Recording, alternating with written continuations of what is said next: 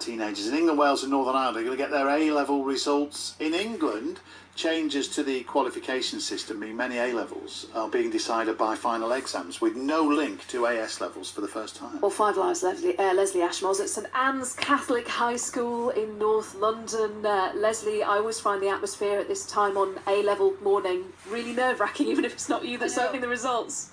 Do you know, I don't know why I'm not grey-haired. The number of years I've come to schools and nervously waited on behalf of all the students for their results. And here I am again this morning. Actually, the two teachers that I've got with me, the head teacher, Siobhan Gilling, and the assistant head teacher and head of sixth form, Gillian Turner, look more nervous than anyone. I don't know whether that's because I'm just about to put a microphone underneath them. But it's been interesting this year, hasn't it? Because the A-levels have been slightly different in at least some subjects. How have you as a school coped with that?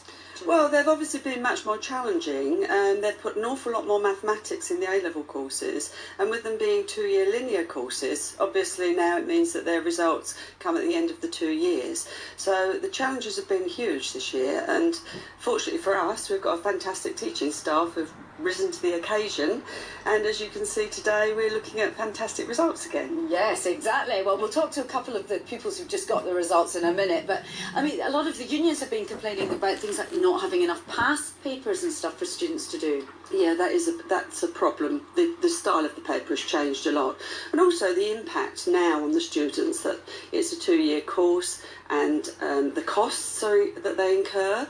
So a lot of our students now are seriously considering more of the vocational courses that are available, and we've got students this year going on to do apprenticeships rather than going directly down the university route. And what's good for the students to a certain extent is that there are a range of apprenticeships which they can come in at all levels at. So that has impacted a lot now on the choices that students make. Yeah, I mean, Siobhan, have you noticed a change in the subjects that the girls are doing over the years? I've noticed a big change in the subject choice for students over the last 10 years since I've been in the school, and so now maths and sciences are particularly popular in this school, and they are our biggest A-level classes, and we've had Really? Because for a long time people weren't wanting to do those subjects because they were, frankly, quite difficult. Yeah, they still are very difficult, very challenging, but the girls are rising to that challenge. But we're very proud of the fact that being a girls' school, so many of them opt to do science and maths. Well, I've got two beaming faces. I just will not put any people through the ordeal of opening their results live on the radio. So we have Emanuela and Georgia. Emanuela first, what have you got? So I've got ABB.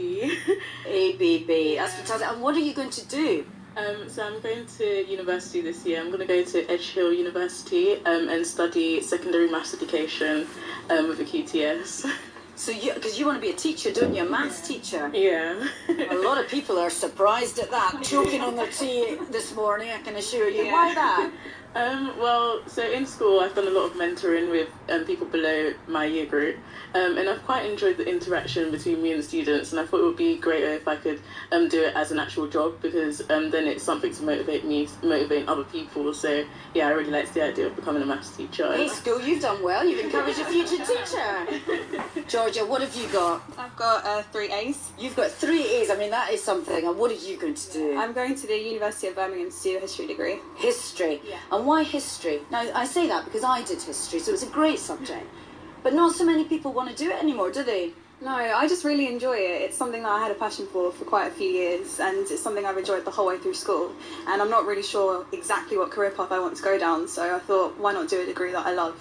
Yeah, good idea. Well, listen, both, thank you so much for coming so early. At least it's all over and your parents will be delighted. And I can assure you that the head teacher and the assistant head teacher are very delighted that they've finished their slot on Five Live. But we will have far more youngsters, students, later on in the programme. Thank you, Leslie. Five Lives, Leslie Ashmole at St Anne's Catholic High School in North London. That job once fell to me 1 year at Five Live, and I made the mistake of going back to my old college where I did my own A-levels, and as I drove up to it, I've never felt so sick. The feeling, all that, I mean, this was decades later, and it kind of comes back and makes you feel all slightly shivery and sweaty and ill all over again. Yeah, well, I'm coming into this. I said earlier that I'm a BBDD man, so not everyone gets 3 A's or indeed 4 A's. For some people, today's results will be disappointing. UCAS, which of course is the University Clearing System, dealt with more than 7,000 calls last year. They're expecting even more this year. So what do you do then if your results weren't exactly what you were looking for?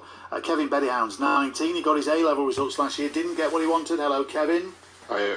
Hannah Jones is here. Hello, Hannah. Hello. You're 23 now. I am, yeah. Now, you were predicted B's and C's for your A-levels, but let's suffice to say you weren't happy with your results either. No, I received 2 D's and an E at Right. A-level. Okay, so just to relive that moment for us, then how did you feel on the day you opened your envelope? Well, the morning of A-level results day, I logged onto UCAS and found out that I had got into university by the skin of my teeth, and I was quietly confident walking into college, should I say, sorry. And so you already knew, and you got on the course you wanted to? Yeah. So that was a bit of pressure off then as you went through. Yeah, it was. I was quietly confident walking into college. Right. I was predicted B's and C's. I'd done really well in my mock exams. So I was confident, and I walked in, opened the envelope with all my friends, and those letters were not the letters I wanted to see. No. And yet your ultimate goal had been achieved. So the question I have today, amongst other things, is what do those letters matter? Nobody's ever asked me in my life, till I've outed myself today, what I got at A-level. Yeah. Just say I got 4 A-levels. Yeah. I think on the day, at the time, for 2 years, it's been your whole life. You've been revising, you've been spending hours on coursework. It's been your whole life for 2 years. And to not get the recognition for that is really disappointing. Yeah. Now I look back, I've never used my A-levels in my life since that day.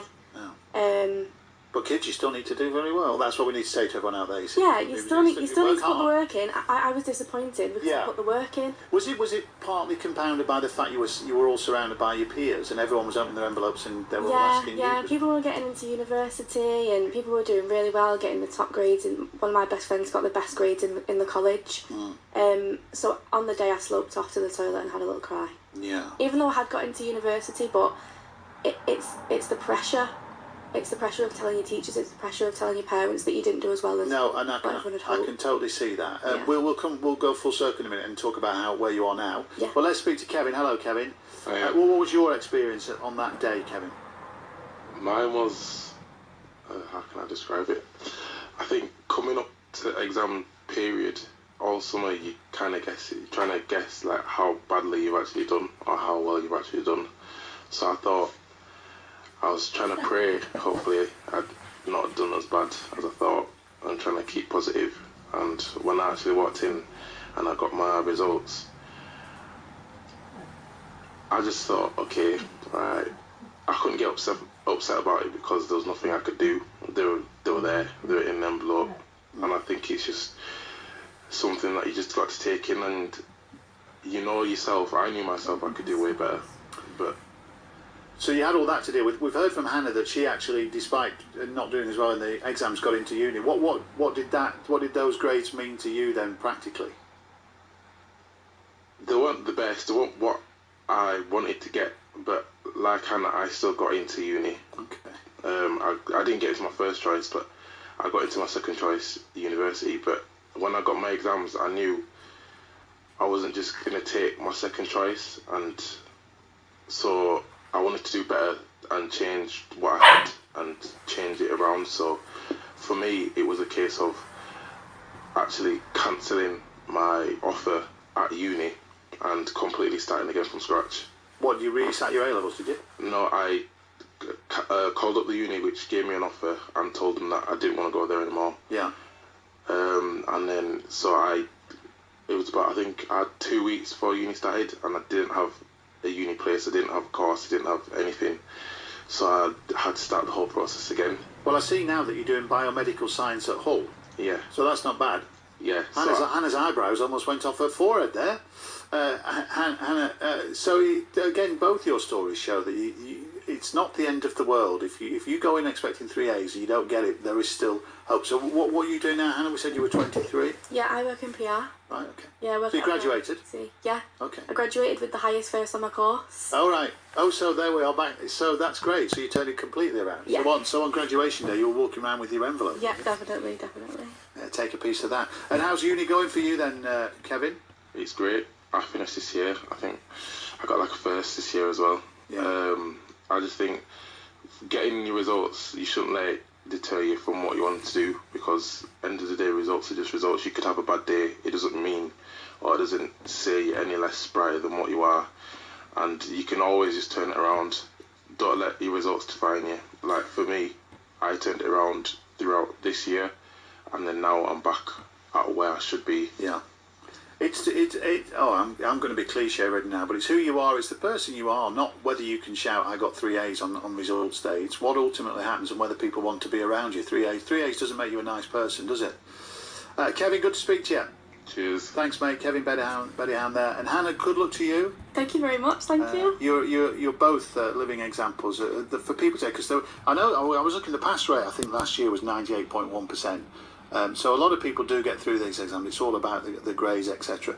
But for those of you who, I think 8 o'clock the results come out. For those of you at 8:05 are despairing, have a listen again to Hannah and Kevin. And there's always hope, isn't there? There definitely is. Don't think it's over, because it's definitely not.